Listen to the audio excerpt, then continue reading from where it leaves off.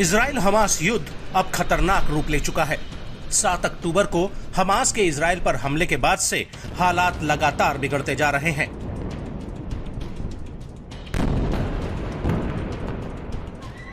Hamas का सफाया करने के लिए इजराइल गाजा पर लगातार अटैक कर रहा है।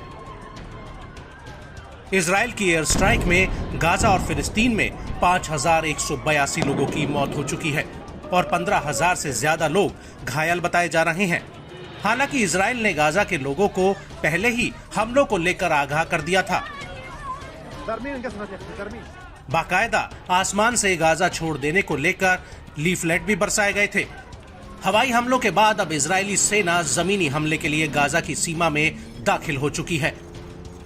जमीन पर इजराइल की सेना की आमने सामने हमास के आतंकियों से झड़प हुई है। हमास ने भी इजरायली सेना पर एंटी टैंक मिसाइलें दागी हैं। ऐसे में किसी बड़े युद्ध का खतरा पैदा हो गया है। चलिए अब जानते हैं इजराइल का गेम प्लान क्या है। इजराइल मिडिल ईस्ट को ध्यान में रखते हुए पूरा खेल सटीकता से खेलने की कोशिश में है। इजराइल समझ रहा है कि मिडिल ईस्ट में कहां-कहां से युद्ध के मोर्चे खुल सकते हैं। मिडिल ईस्ट के सभी 57 मुस्लिम देशों में इजराइल के खिलाफ विरोध प्रदर्शन हो रहे हैं। इसलिए फिलिस्तीन के साथ ही इजराइल ने सीरिया को भी निशाना बनाना शुरू कर दिया है, जिस कारण सीरिया को दमिश्क और अलेप्पो में अंतर्राष्ट्रीय हवाई अड्डों को बंद करना पड़ गया। इजराइल के हमलों से सीरिया भी गुस्से में आ गया है। वहीं मुस्लिम देश तो इजराइल के विरोध में है ही। ऐसे में सवाल खड़ा हो रहा है कि युद्ध की ये चिंगारी दुनिया को कहीं महायुद्ध की आग में तो नहीं झोंक देगी।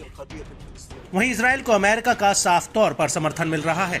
अमेरिका ने तो अपने सबसे बड़े नौसैनिक बेड़े USS जेराल्ड फोर्ड को पूर्वी भूमध्य सागर में भेज दिया है।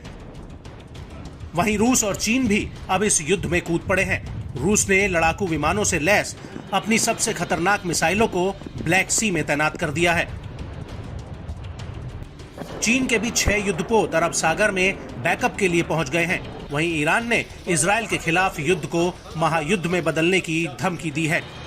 इसके लिए ईरान ने स्पेशल 9 प्लान तैयार किया है। ईरान समर्थित लड़ाकों की फौज को स्टैंड बाय पर रखा गया है। दुनिया की महाशक्तियां आमने सामने खड़ी हो गई हैं। किसी युद्ध या फिर यूं कहें वर्ल्ड वॉर की आहट साफ तौर पर महसूस की जा सकती है।